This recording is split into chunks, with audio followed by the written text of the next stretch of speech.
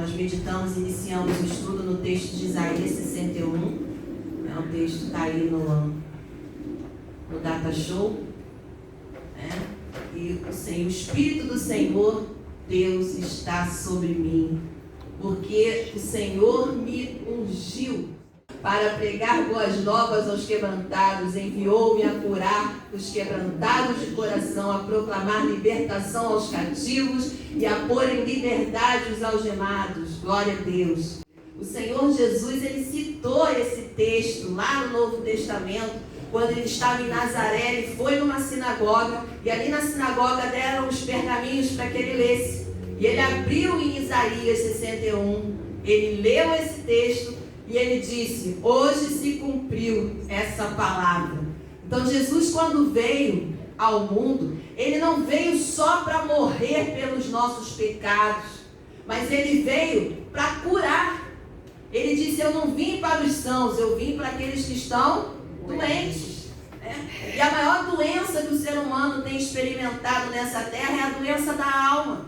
É a alma ferida, são os traumas, as marcas, que as circunstâncias que a gente vai passando, as situações que a gente vai vivendo na vida, vão trazendo marcas, vão trazendo feridas, vão trazendo muitas vezes traumas. E esses traumas e essas feridas provocam coisas terríveis na nossa vida. Mas Jesus veio para consolar os que choram, para curar os quebrantados de coração, para tirar as vestes de um espírito angustiado e colocar vestes de louvor. E o texto vai dizer, que nós seríamos plantados como carvalho de justiça. O carvalho é uma árvore resistente. O carvalho é uma árvore que diz a ciência, os cientistas, que quanto mais tempestades essa árvore recebe, passa, mais resistente ela fica. Eu, quando fui para Israel, estava comentando aqui com os irmãos, quando eu fui com o pastor, nós tivemos a oportunidade de conhecer uma árvore dessa. Lá no jardim do Getsemane tinha uma árvore, um carvalho já de mais de 1000 anos. Era assim um tronco muito largo, uma árvore cheia de galhos. E eu fiquei pensando: meu Deus, ainda está viva, mais de 1000 anos. E alguns lá do parque arqueológico lá dizia que aquela árvore provavelmente era da época de Jesus. A gente olha assim: meu Deus, que árvore resistente é essa, que passou por tempestades, até a gente sabe que em Israel teve terremotos e tudo mais, e essa árvore permaneceu firme. E o Senhor está comparando a nossa vida curada, restaurada, como esse carvalho de justiça, porque a nossa justiça, ela vem do Senhor Jesus. Ele é a nossa justiça. Glória a Deus. Nós vimos semana passada a respeito da definição, o que é o trauma, Nós vimos isso aí. É um tipo de dano emocional que ocorre como resultado de uma experiência negativa, Então a gente sofre um dano nas nossas emoções por causa de uma experiência negativa que nós passamos na nossa vida. Isso aí é o trauma. Então nós vimos na semana passada também que as pessoas são diferentes e reagem a essas situações de trauma, essas marcas, de maneira diferente também. Nós falamos a respeito de que a influência dos temperamentos, da sociedade onde ela vive, do meio que ela vive, tudo isso influencia. Então tem pessoas que ficam traumatizadas com algumas circunstâncias e outras não. Outras reagem de outra forma. E a gente precisa respeitar isso. A gente precisa compreender que há pessoas que são mais frágeis, há pessoas que são mais fortes diante de adversidade, de situações adversas que a gente passa. Nós vimos também, na semana passada, o trauma pode se manifestar através de vários fatores. Então a gente viu coisas que podem provocar traumas e marcas na nossa vida. Injustiças, Quando a gente passa por uma injustiça recebida, a gente foi injustiçado, aquilo pode marcar. Tem pessoas que ficam marcadas. Brigas familiares, ocorre muito, Às vezes os pais ficam discutindo dentro de casa, os filhos veem aquela situação, ficam com marcas, ficam com feridas, ficam com traumas, vai causando uma série de transtornos. Às vezes as brigas familiares, elas causam problema no próprio relacionamento entre o casal, Marcas, são palavras duras, às vezes, que se falam cônjuge com o outro, que causam um trauma. Aquilo ali causa, às vezes, um bloqueio, uma insegurança, causa outros problemas, nós vamos ver isso mais à frente.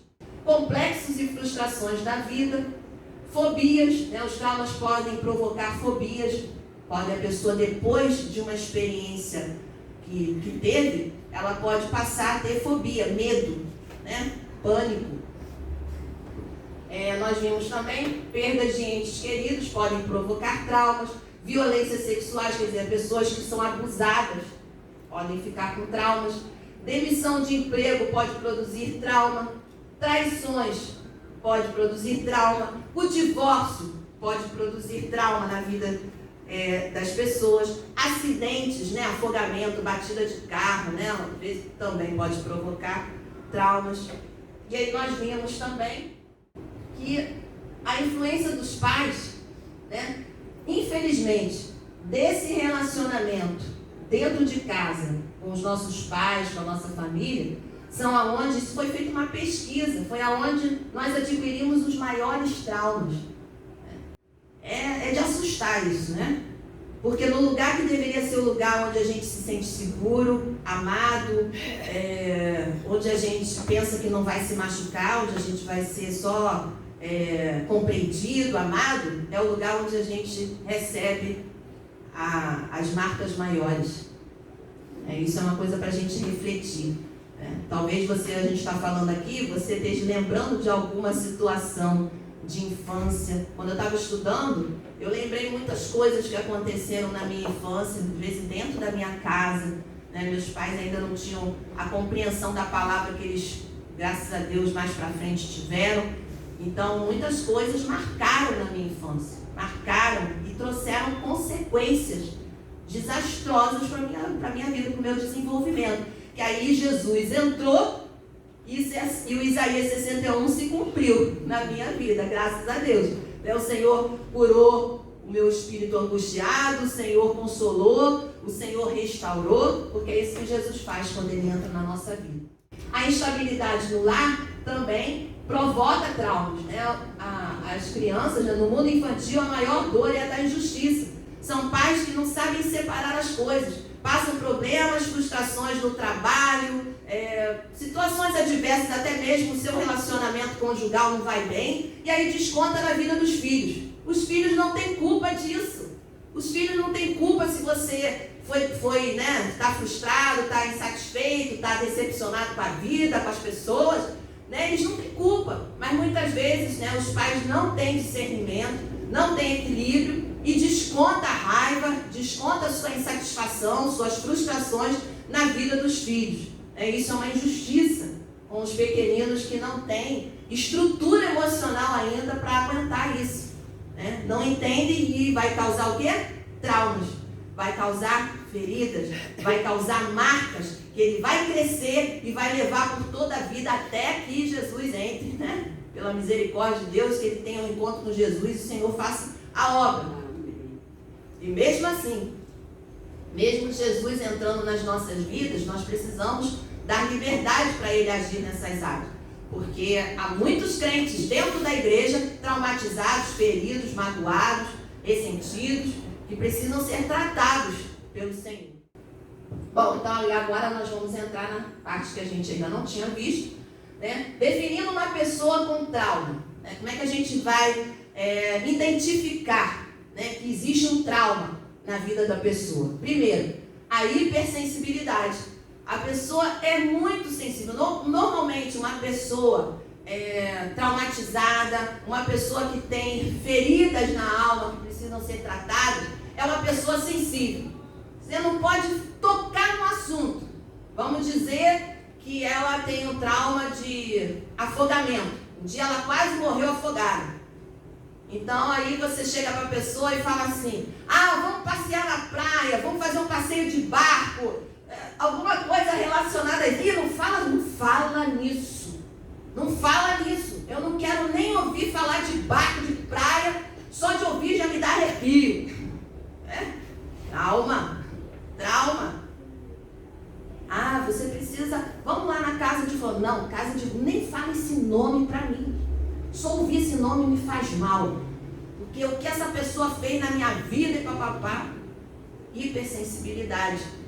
A gente podia viajar para lá, para aquele lugar lá, que é um lugar bonito. Tá promoção aqui das passagens, vamos viajar, passar as férias. Não quero ir. Eu tive uma experiência terrível naquele lugar, não quero. Não fala nem o nome desse país, desse estado, dessa cidade. Hipersensibilidade. Tem coisa aí. Tem marca, tem ferida, tem trauma. Isso é uma forma da gente identificar. Retraimento. Normalmente uma pessoa que tem traumas, que tem marcas na sua vida, ela começa a querer se isolar. Ela não gosta de estar no meio de muita gente. Ela procura se isolar porque ela não quer se machucar mais. Então ela já se machucou, ela já se feriu, o ser humano feriu muito ela, então ela acha que o melhor que ela tem a fazer é ficar em casa. Quando tem uma festa, ela procura ficar sentadinha lá na mesa, ela não sai, não conversa com ninguém. Né? É claro que a gente sabe que tem os temperamentos que são mais fechados, não é? A gente estudou sobre isso, melancólico, fleumático, que são mais reservados. Mas a pessoa que tem trauma é uma coisa anormal. Você percebe que não é uma coisa do temperamento, uma coisa, a gente percebe assim que é um posicionamento diferente da pessoa. Tá todo mundo, as pessoas vão lá, chamam ela, vamos aqui, vem cá, vamos sentar aqui para conversar. Não quero não. Já viu pessoas assim?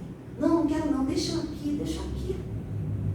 Às vezes você vai para um retiro, tá todo mundo ali, né, se divertindo, e aquela pessoa fica sentada no banco isolado. Aí você vai lá e tenta chamar, fulano, vem pra cá no meio de todo mundo pra gente conversar assim. Não quero não. Tem coisa. Isso não é normal. Porque Deus criou a gente pra gente se relacionar uns com os outros. Não é pra se isolar. Então quando a pessoa quer ficar muito isolada, aí a gente já fica meio assim, preocupado. Né? Pode ser até um início de uma depressão. Né? Está chegando aí, a gente tem que observar, nós temos que observar o comportamento dos nossos filhos, nós temos que observar se o nosso cônjuge, né, como é que está sendo, um comportamento diferente depois de uma situação traumática que viveu. Então aí é um alerta para a gente tomar providência. Né? A gente não pode ver a pessoa, o nosso ente querido, a pessoa próxima da gente, numa situação que você já percebeu que a pessoa não está bem, e você ficar de braços cruzados. Né? Deus derramou o amor no nosso coração, e a gente não pode pegar e ficar de braços cruzados enquanto a gente está vendo a pessoa definhando, a pessoa sendo destruída. Nós temos que orar, nós temos que ir lá, conversar, apoiar, tentar ver o que a gente pode fazer para ajudar, né? E não ver o barco afundando. Outra é a vulnerabilidade. É a pessoa que tem traumas, ela meio que constrói um muro de proteção em volta de si mesma. Né? São pessoas que foram tão castigadas, sofreram tanto, né, que elas criam essa fortaleza em volta dela própria. Então ela se sente muito vulnerável. Então ela não quer relacionamentos profundos com as pessoas, ela não quer estreitar relacionamentos, porque ela já se machucou demais, já foi muito castigada. Então ela fica sempre receosa, então ela prefere não se envolver demais. Vamos passar. Pessoas traumatizadas frequentemente se encontram em estado de hipervigilância, é o que nós falamos aqui, a vulnerabilidade. A pessoa fica sempre em estado de vigilância, quer dizer, ela não consegue nem relaxar. Se ela vai para um passeio, ela não relaxa. Se ela vem para a igreja, ela não está relaxada. Ela está tensa, está sempre tensa, está sempre preocupada. O que vão pensar de mim? Será que as pessoas, né? Aquelas pessoas que, se você der uma olhada diferente, às vezes você está distraído, você bateu o olho assim, a pessoa já assim, fulano acho que está chateado comigo. Já viram uma pessoa assim? Acha que todo mundo está chateado com você, que todo mundo está aborrecido. Tem nada a ver, né? Mas como o coração já foi ferido, já foi machucado, já levou tanta pancada da vida, então ela sempre está naquela situação de hipervigilância. Deixa eu ver aqui, quem é que vai querer me atingir? Se alguém tentar me atingir, né? Me preparando aqui o escudo. Isso não é vida, né, gente? Isso não é vida, isso é muito triste de ver assim. E Deus não reservou isso pra gente não. Né? Não é esse tipo de vida que Deus quer para você nem para mim. As pessoas traumatizadas, elas temem se deparar com seus algozes, as pessoas, né, que machucaram, ou acontecimentos que os façam sentir a mesma dor do passado. Por isso, entram nesse estado de paranoia. Né? As pessoas estão sempre assim, se você, alguma pessoa te feriu, te machucou, e daí você tem um convite para um evento e sabe que aquela pessoa que te machucou vai estar lá, não vou. Não vou. Eu não quero encontrar com aquela pessoa. Aquela pessoa me machucou, me feriu. Eu não quero. Não quero. Não quero. Então está sempre fugindo. Ali o texto, o que nós falamos ali, né? As pessoas temem se deparar. Estão sempre cheias de medo de sofrer, né? Medo de enfrentar o mesmo problema. Aí a palavra de Deus, aí em 1 João 4,18 vai dizer: no amor não existe medo. Antes, o perfeito amor lança fora o medo. Ora, o medo produz tormento. Logo, aquele que teme não é aperfeiçoado no amor. E quem é o amor perfeito? O perfeito amor. O perfeito amor é o Senhor. Jesus é o nosso perfeito amor. E Ele lança fora todo esse medo. Toda essa ansiedade que o medo produz. Veja bem que o texto aqui fala que o medo produz o quê? Tormento. O medo produz tormento na vida. Medo do que os outros vão falar, medo de passar por aquilo que a gente já passou de novo. Medo é tormento.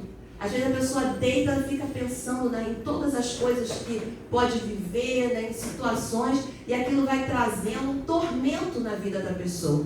Aí entra problemas, consequências do trauma, né? Um dos que a gente vai ver aqui, que é a insônia. A pessoa não consegue dormir, não consegue relaxar. Ele deita na cama e a mente não para, fica só pensando. E pensando, cultivando pensamentos que só te deixam para baixo. E o que a Bíblia fala com relação aos pensamentos? Tudo que é amável, tudo que é verdadeiro, tudo que é de boa fama, seja o que ocupe o nosso pensamento. Então, viu que o pensamento está sempre te levando para coisa ruim? Está sempre pensando que as pessoas estão contra você, está sempre pensando que você vai passar por aquela situação de novo, está sempre nesse estado de vigilância. Traz à memória aquilo que te dá esperança. Isso é um exercício que a gente tem que fazer. Tem a parte que Deus age na nossa vida, que Deus cura, que Deus restaura, mas tem um esforço da nossa parte também. Eu não aceito isso para a minha vida. Eu não vou continuar assim. Eu não vou continuar sendo escravo desses sentimentos, desses pensamentos. É claro que a gente viu, né, a gente comentou na semana passada, que há situações de trauma, que foram coisas que trouxeram assim uma marca, um estrago tão grande na vida da pessoa, no emocional da pessoa, que nem sempre a pessoa sozinha, ela consegue, né, superar. E aí ela precisa, e graças a Deus que o Senhor levantou médicos, né, psicólogos, psiquiatras, psicanalistas, que ajudam o ser humano, né, estudaram para isso, se prepararam para ajudar. Então, os médicos, eles foram levantados por Deus. Foram levantados por Deus para ajudar. Quando a gente não tem, né, a gente não consegue, né, através da nossa fé, através, né, do conhecimento da palavra, às vezes a gente não, nem todo mundo, né, tem a mesma medida de fé. Né? Tem pessoas que têm uma medida de fé e sofrem um trauma, uma coisa e está no outro dia. Eu posso dizer assim que meu esposo, ele assim, foi uma pessoa que eu vi que Deus fortaleceu tremendamente a vida dele. Porque eu vou contar aqui rapidamente, né? A mãe sofreu, né? Tinha um problema de saúde, ela mental, ela se suicidou, se jogou do 19º andar. E eu tinha uma cirurgia marcada em São Paulo nessa época para fazer no dia seguinte que ela fez isso. Nós tínhamos uma viagem marcada no dia que ela faleceu. A nossa viagem era à noite, ela faleceu de manhã, ela fez isso numa manhã, e à noite a gente estava com a viagem marcada. E eu vi assim a graça de Deus envolvendo meu marido de uma tal forma que ele que chegou na casa, ele que viu a situação toda, o corpo lá e toda aquela situação, e Deus deu força. Ele: não, nós vamos viajar, você vai fazer a cirurgia, mas olha essa situação, não tem problema, a gente cancela, não é uma coisa urgente. Não, você vai fazer. E ele foi comigo, viajou. Teve, na época tinha irmãos aqui da igreja, né, que eram da polícia, e assim ajudaram, né, porque quando a pessoa sofre esse tipo de morte dentro de casa, suicídio, é meio complicado, demora até liberar o corpo e tudo. E aí Deus moveu todas as coisas que né, os irmãos ajudaram, e a gente conseguiu fazer o sepultamento no mesmo dia que aconteceu a situação, e à noite nós estávamos viajando, e no dia seguinte eu fiz a cirurgia. Então eu vi ali a graça de Deus sobre nossas vidas, em especial na vida do meu marido, numa situação tão difícil, né? É claro que a nossa emoção, né, às vezes fica as coisas lá dentro, Deus vai tratando, mas a força para superar, para estar ainda apoiando a esposa, isso realmente marcou muito para mim. Então eu vi assim que realmente o Deus que nós servimos é o Deus do sobrenatural, querido. É o Deus que opera coisas assim extraordinárias na nossa vida. E aí não tem psicólogo, nem psiquiatra, nem ninguém que possa fazer isso. É Deus purinho, né? Mas há momentos que a gente precisa da ajuda deles. Sintomas que os traumas podem provocar. Agora eu vou entrar um pouquinho mais a fundo para facilitar, porque uma coisa, para a gente conseguir ser curado, a gente precisa diagnosticar o problema. Tem muita gente que não diagnosticou que tem um trauma, que tem uma marca, que precisa ser curado. Acha que aquilo é do temperamento, acha que aquilo ali é coisa normal, é da minha personalidade. E não é. Às vezes nem lembra do caso, mas eu vou dizer uma coisa para você. Se na medida que nós vamos estudando aqui, você observar que você tem algum desses comportamentos, e você perceber, tem alguma coisa realmente que Deus precisa tratar na minha vida, começa a orar para Deus fazer você lembrar o que foi que causou isso, esse comportamento que mudou. Assim, eu não era assim, passei a ser assim. Se era uma pessoa que agia dessa maneira, era desse jeito. Aí, de repente, você mudou, passou a ser uma pessoa totalmente diferente. Aconteceu alguma coisa. Por que essa mudança? Por que essa mudança de comportamento, de atitude? Tem um porquê. E eu quero encorajar você a orar e pedir a Deus para te mostrar. E eu vou dizer para você, Deus mostra, Deus faz lembrar exatamente o dia, o acontecimento, Deus traz a nossa memória. Sabe para quê? Para nos curar. Para nos curar. Ele às vezes precisa trazer a nossa memória. Ah, lembra? Quando você era pequeno, quando você chegou lá para sua mãe e foi falar um negócio e ela trouxe ela reagiu de uma forma negativa com você, depois dali você não foi mais o mesmo. Às vezes tem pessoas, amados, que são frágeis. Nós somos pessoas frágeis. E às vezes a gente ouve, na hora a gente pega assim, vou deixar isso para lá. Aí a gente pensa que deixou para lá. Só que aí a gente passa a ter aquela hipervigilância, a gente começa a agir de maneira diferente. Seu pai, sua mãe agiu de uma forma com você já não consegue mais beijar, você já não consegue mais abraçar, você já não tem vontade mais de comprar um presente, de comemorar as datas especiais. Eu, durante muito tempo, nos dias do meu aniversário, eu ficava extremamente triste. E eu ficava assim, depois eu peguei assim, puxa, eu sempre gostei do meu aniversário, por que eu estou me sentindo assim? Por que de uns anos para cá eu fico triste no dia do meu aniversário? E por mais que a minha família, meu marido, meus filhos, às vezes fazia as coisas, dava presente e falava coisas bonitas para mim, vinha aquela tristeza profunda. E era tipo uma rejeição, eu não queria me alegrar naquele dia. Né? Deus foi trazendo a memória. Teve 2 acontecimentos no meu aniversário, em dias do meu aniversário, que me marcaram. Uma foi assim, uma discórdia entre dois pastores com ciúme da ovelha. A minha ovelha, não sei o que, falando a meu respeito. Aí o outro pastor pegou e falou assim: a ovelha é de Jesus, irmão, não é de você não. E aí era um almoço na minha casa, que era para se alegrar, os dois pastores jogando indireta um com o outro. Cara, aquilo me deixou arrasada. Parece uma bobeira? Parece. Mas aquilo me deixou tão triste que passou os outros aniversários, eu não queria mais comemorar. Eu não tinha alegria, eu ficava lembrando daquilo, aquilo me marcou. Mas Jesus já curou, graças a Deus. Hoje eu me alegro muito com meu aniversário. Mas foi um período que Deus teve que tratar, graças a Deus. Foi uns 3, 4 anos que eu vivi isso daí, né? Outro foi uma pessoa da minha família que no dia do meu aniversário, ela não me cumprimentou, não falou, é como se tivesse assim, como se eu fosse um zero à esquerda. Aquilo me marcou. Puxa, ela só falava dos problemas dela, das situações que ela estava vivendo, ela nem lembrou que era o dia do meu aniversário. E aquilo assim, me machucou. Então foram 2 eventos que aconteceram assim meio que seguido e que me feriu, me marcou. Mas Jesus arrancou isso. Glória a Deus. O importante é a gente identificar o problema e entregar nas mãos do mestre. Senhor, trata disso.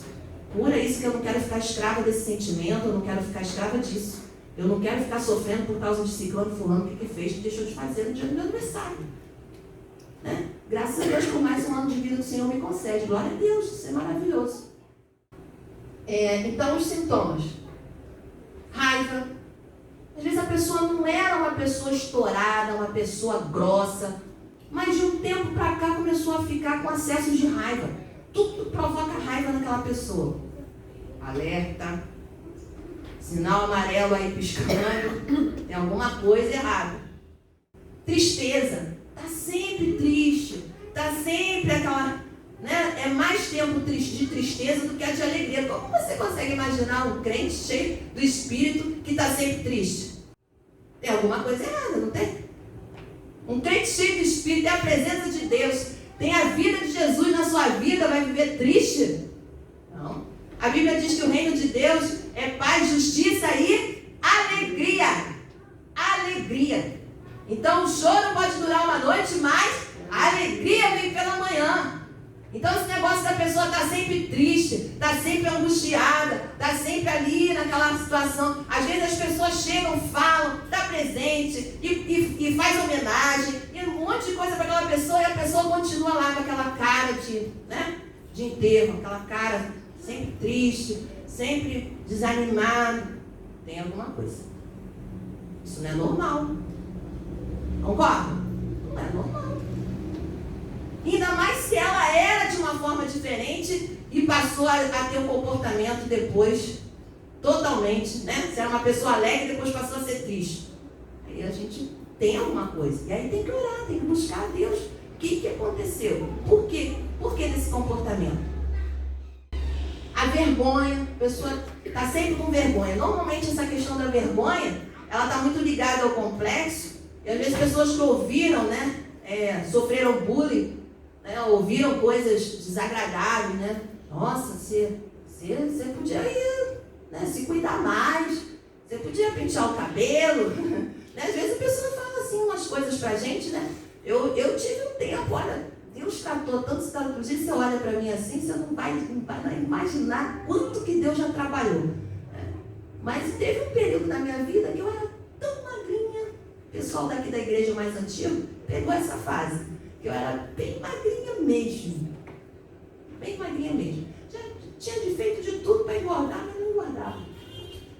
E aí quando eu chegava na igreja sede, na igreja mãe, da onde a gente veio. Eu me lembro que eu estava recém-casada, eu era bem magrinha mesmo.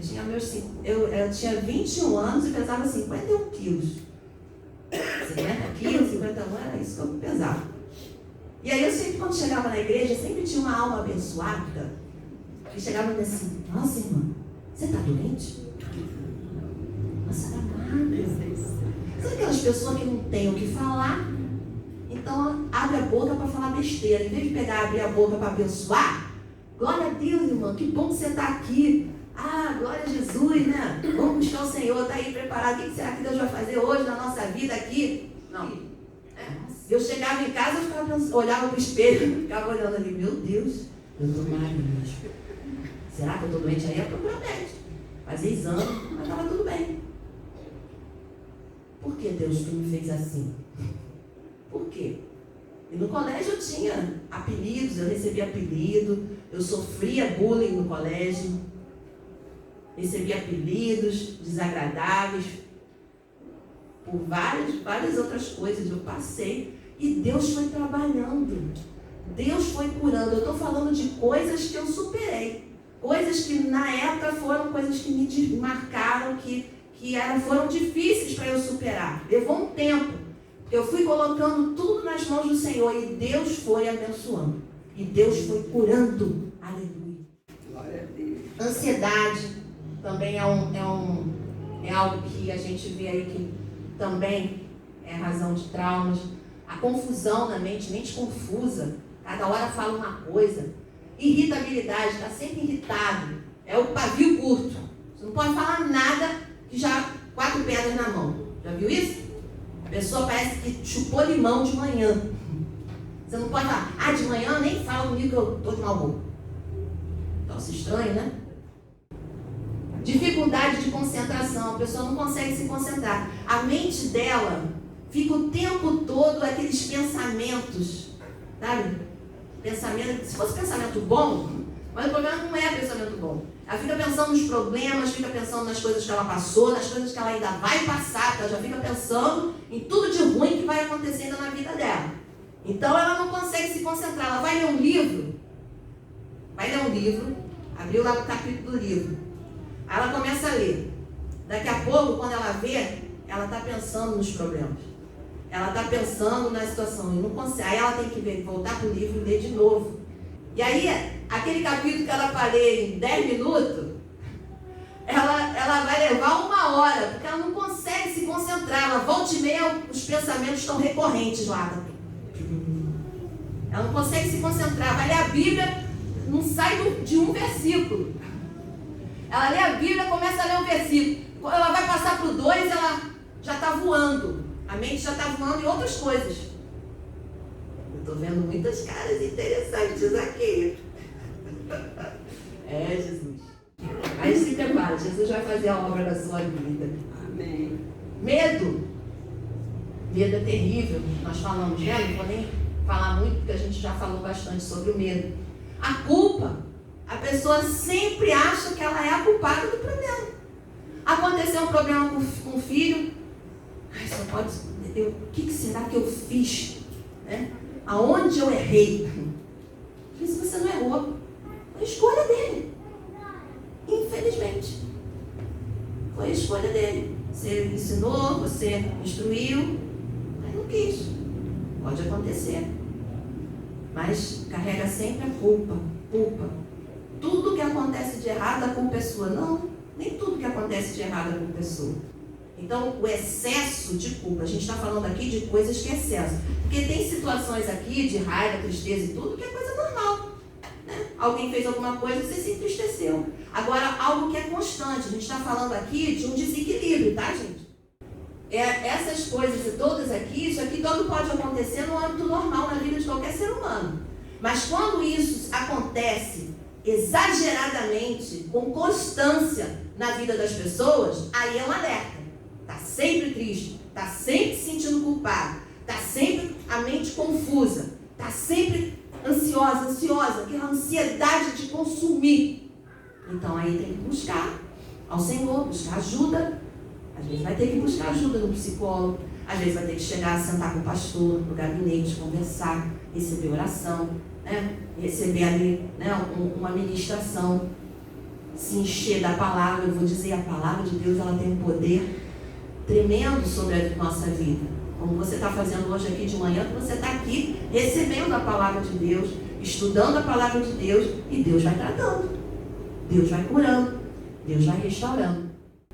Desesperança. A pessoa perde a esperança, não tem mais esperança. E olha, Eu até um tempo acreditava, mas hoje eu já não acredito mais que possa haver uma mudança nessa pessoa. Eu acho que essa pessoa não tem jeito mesmo. Então você está dizendo que Deus não é poderoso para fazer uma obra na vida dessa pessoa? Você acha que Deus não ama essa pessoa? Vê como é que a gente precisa mudar a nossa maneira de pensar? Às vezes é só uma questão de posicionamento da nossa mente, mudança de pensamento, né? Como está escrito lá em Romanos, né? A gente precisa orar para que Deus esteja renovando a nossa mente, para não receber as investidas desse sistema do mundo que a gente está vivendo. Existem outros que eu nem coloquei aqui, né? Que são pensamentos negativos. Pessoas que têm pensamentos negativos são sintomas. Os pensamentos que vêm na mente dela nunca são coisas boas. Está sempre pensando de forma negativa. Sempre achando que as coisas vão dar errado, sempre achando que as pessoas estão contra ela. Não são pensamentos bons, sempre coisa negativa. Alerta! Alerta! Uma coisa também importante, a gente como pais, observar as nossas crianças.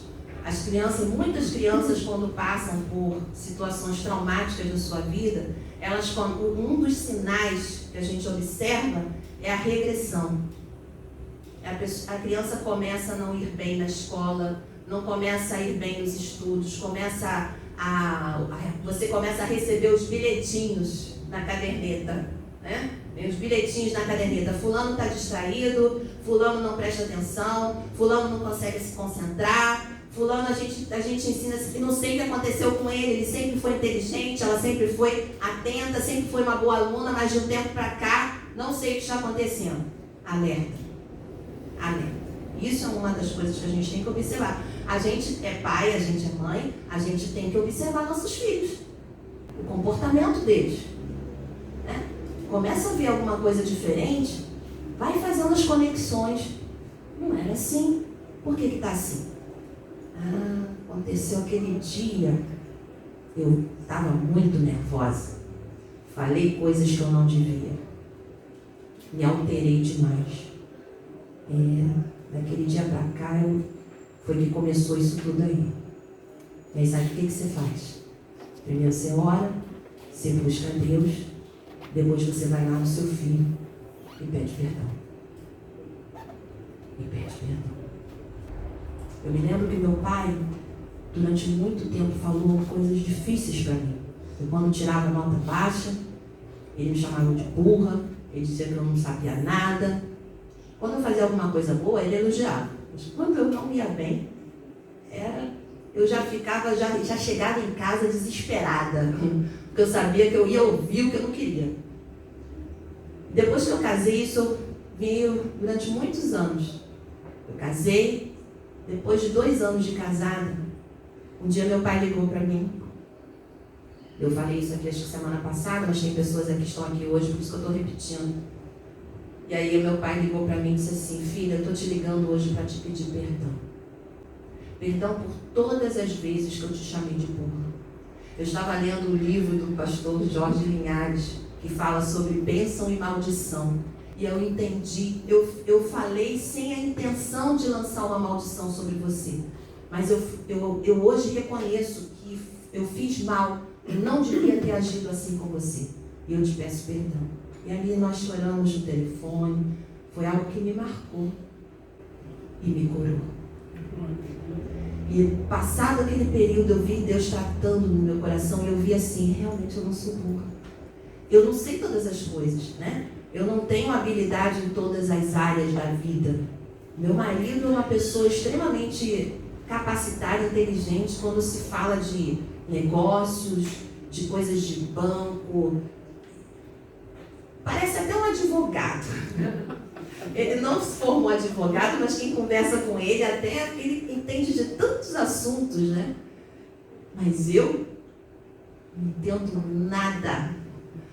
Eu não entendo nada sobre essas coisas. E teve uma época, teve muitas vezes de eu ficar assim, ai meu Deus, por que eu não entendo? Por que não entra na minha cabeça? E aí você se sente burrinha, né? Você se sente burrinha. Aí você fala assim, mas peraí, Eu tenho habilidades. Eu sei fazer coisas bem feitas que ele não sabe. Que ele não tem condição de fazer. Então Deus fez a gente assim. E aí a gente vai se completando. A gente precisa entender que a gente não é o dono de toda a verdade, que a gente não sabe tudo. Ele nunca vai saber, gente. Mas Deus deu habilidades para você. Eu nunca vou ser uma costureira. Com certeza. Né, Zezé? Mas a Zezé, gente, a paciência que tem para fazer costura, para fazer trabalhos artesanais. Cada pessoa, Deus faz diferente. Vamos entender isso. E aí eu comecei a entender isso. Eu vi que eu tinha habilidades para fazer coisas dentro da minha casa que eu me saía mais rápido do que a minha mãe, do que a minha irmã. Habilidades. Eu tinha habilidades, eu consigo fazer as coisas ágil. Eu sou ágil, eu sou rápida para fazer as coisas. Eu tenho um raciocínio rápido para resolver os problemas que vão surgindo. Então, cada pessoa é uma pessoa diferente. E aí Deus foi fazendo eu entender isso. E eu falava assim, Deus, eu sempre pedi ao Senhor para me dar sabedoria. Por que o Senhor não me deu inteligência como meu marido é inteligente? Por quê? E aí Deus um dia falou comigo, mas eu te dei inteligência. Não na área dele. Em outras áreas. Em outras áreas você é inteligente. Em outras áreas você é melhor até do que ele. E assim eu faço com todo mundo. Por isso que tem lá pessoas que é médico, pessoas que são advogados, pessoas que são engenheiros, pessoas que são policiais, pessoas que são mecânicos, que são bombeiros. É isso aí. Pessoas que não se aceitam. Outro sintoma, pessoas que, mais ou menos o que eu tinha falado sobre a questão da aparência, né? Você olha para o espelho e você não se aceita da forma que você é. E aí você tem que entender, Deus te fez assim, você é única, você é único. Você precisa aprender a se amar, a se admirar, a se aceitar.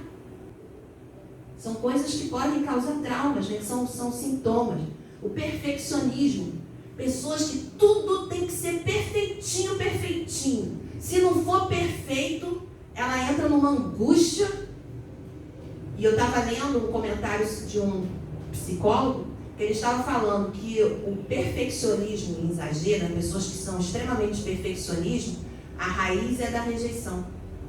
Pessoas que foram rejeitadas no passado, e aí vem o sintoma do perfeccionismo. Ela quer ser perfeita para ninguém poder falar nada a respeito dela. Ninguém rejeitar o trabalho dela, ninguém rejeitar a pessoa dela. Então vai sempre olhar para ela assim, tudo que ela faz é perfeito, tudo muito bem feito. Então ela não vai correr o risco de ser rejeitada lá na frente. Buscar excelência em tudo que faz é algo que a gente admira na vida das pessoas. Você buscar excelência. Mas você ser aquela coisa assim, o pano não pode ficar fora do lugar. Né? Tem pessoas que é demais, gente. Tem pessoas que é assim, né?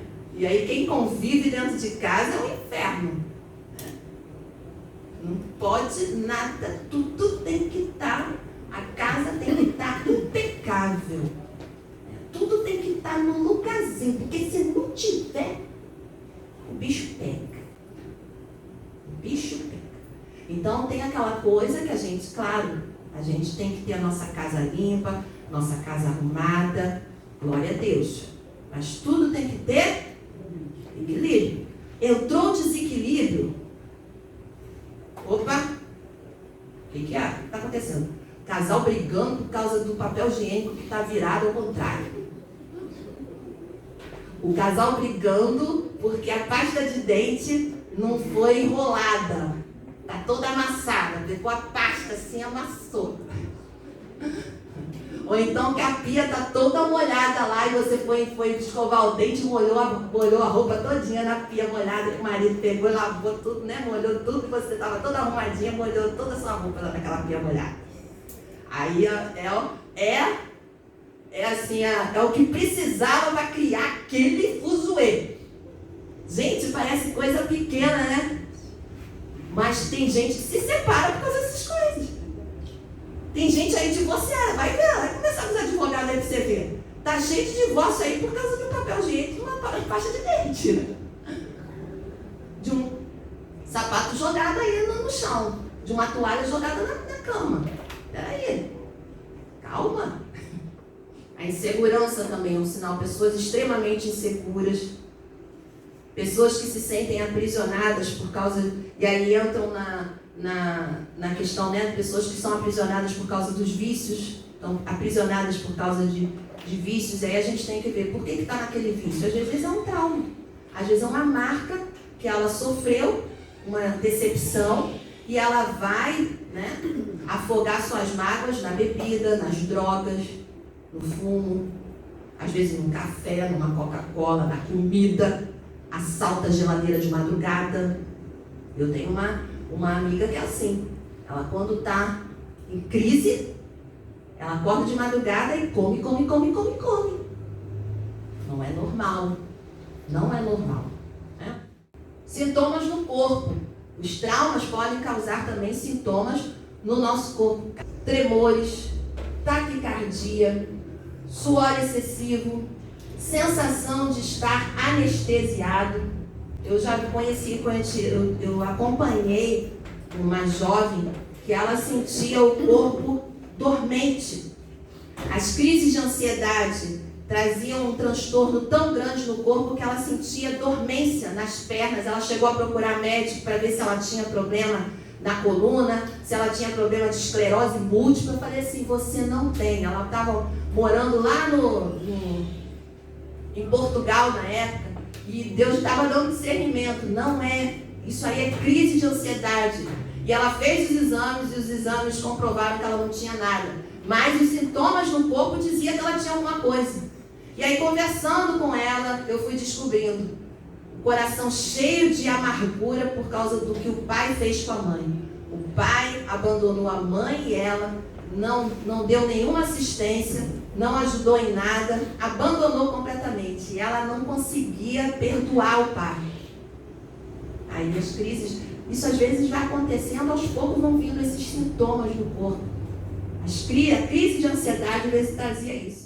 Corpo anestesiado, não conseguia dormir, passava a noite toda acordada, não conseguia dormir. Pois ela teve que fazer acompanhamento com um psicólogo e hoje, graças a Deus, hoje ela está dormindo, hoje eu converso com ela, ela fala assim, olha, eu já melhorei bastante, já estou conseguindo dormir, já aquelas dormências sumiram. Ela precisou ir no psiquiatra para poder tomar alguma medicação, para controlar, né? E graças a Deus hoje ela está bem melhor. Né? Então, amados, a gente precisa se cuidar. Né? A gente precisa estar atento a esses sinais que o nosso corpo dá e que as nossas emoções também dão. Ok? E na semana que vem a gente encerra esse assunto aí. Agora falta pouquinho.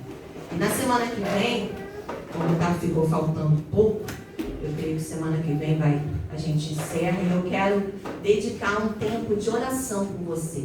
Nós vamos encerrar o estudo e aí nós vamos orar, ministrar, eu e o pastor, estaremos ministrando sobre a tua vida, orando por você, para que Deus cure, para que Deus restaure suas emoções, para que Deus cure seus traumas. Enquanto a gente está ministrando a palavra, o Senhor está trabalhando na sua vida, o Senhor está abrindo o seu entendimento, o Senhor está te capacitando a diagnosticar o problema.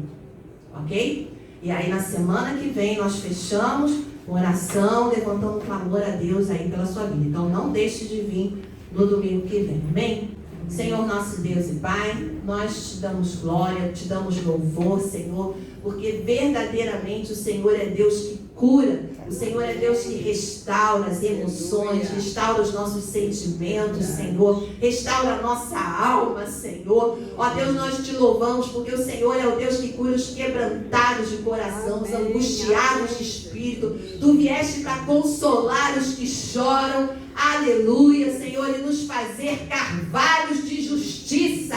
Glórias ao teu nome, Deus. Ó Pai querido, eu oro por cada um que está aqui nessa manhã, Pai, que participou desse estudo, que o teu Espírito possa trazer cura, restauração nas emoções, nos sentimentos, ó Deus, em nome do Senhor Jesus. Ó Pai, que eles consigam identificar o problema e, ó Deus, se posicionar de uma forma diferente mente para superar, Senhor. Ó Deus, todo trauma, toda ferida que foi causada, Pai, em nome de Jesus, Espírito Santo trabalha, Espírito Santo vai operando por nós, Senhor, porque o Senhor é poderoso para fazer infinitamente mais além do que pedimos ou pensamos, Senhor. Nós assim oramos, Pai, agradecidos no nome de Jesus. Amém.